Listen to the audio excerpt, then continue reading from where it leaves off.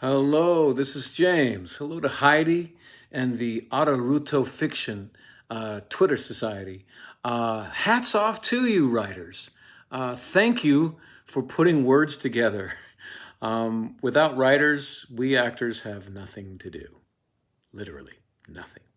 Um, I feel like writers are the chef and they create the meal. And an actor like me is like a waiter, and all I have to do is get the plate from the kitchen to the table without dropping it, and I get tipped.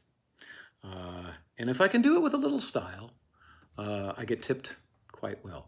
But if I try to get fancy about it, if I try to become more important than the words, and I start twirling around, metaphorically speaking, and look at me, then I'll drop the plate, and then no one gets paid.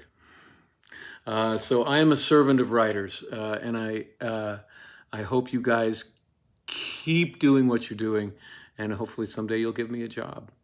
I understand you guys have been getting some bullying and hating on your site, and that sucks. I think it was George Bernard Shaw that said, when an idiot calls you a fool, it's a compliment. I love Shaw. He was wise, but he was also quite honest, you know. I think one of the things that I loved about being part of Buffy was that we were making all the right people uncomfortable. One of my favorite moments was riding in the back of a Lincoln Town Car with one of the original Star Wars cast, who was he's an older gentleman, nice guy, but part of a different generation. And he was angry at Buffy. He said it was a stupid show because no woman that size could defend herself like Buffy does. So it was unrealistic, and he was really offended by it. And I said, you know what? I do a lot of my own stunts. I come from stage. And so I'm fighting the stunt doubles for Buffy. There's 3 of them. And they're all triple black belts, brother. They could kill us instantaneously in the backseat of this Lincoln Town Car in seconds. And we went back and forth on that one. Me making the argument that it's not about body size or sex. It's about training. And we went back and forth for a while. And I finally said, how tall was Bruce Lee? Just asking. And he just turned his face away from me and looked out the window for the rest of the ride. And that was the end of my conversation with my Star Wars hero. And I was in heaven. Because I knew that Buffy was making people uncomfortable for the right reasons. I think that when you subvert lies that we get taught in childhood, it makes people uncomfortable. When you stand up for the truth, sometimes it makes people uncomfortable. When you make a stand of any kind, it can make people uncomfortable. And so I salute you for making people uncomfortable, but it sucks to get those messages. It really does. And here is a vampire friend of mine to take up the baton. Here's Spike. Hey guys, it's Spike. I hear some demons are causing you trouble. You know what you do with a demon?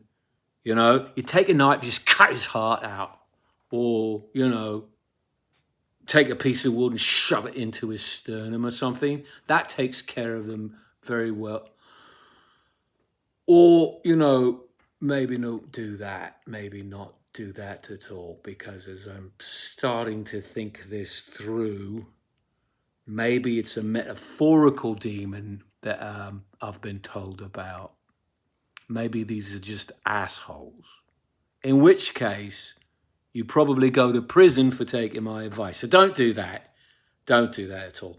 Unless they are green or have horns, or if they have antlers with mucus running down. In fact, if you run into a mucus demon, kill him instantly, just for me. Anyway, but in your circumstances, it's probably best just to ghost them. You know, don't pay them any attention. Don't give them any oxygen. Don't respond to them. Just take the comments and take a Sharpie in your mind and just black it out. Because I think when you stand up, you get the attention of people, and some of those are good people and some of those are not. So just don't even respond to them and let them find another way to make themselves miserable. That's my advice to you. But keep doing what you're doing. Keep writing and creating, because that makes the world a more interesting place. You know, the world is boring enough. We need to try to make it sparkle a little bit. Not the vampires. We don't do that. You guys sparkle. I'm going to just, stay as I am. Ta.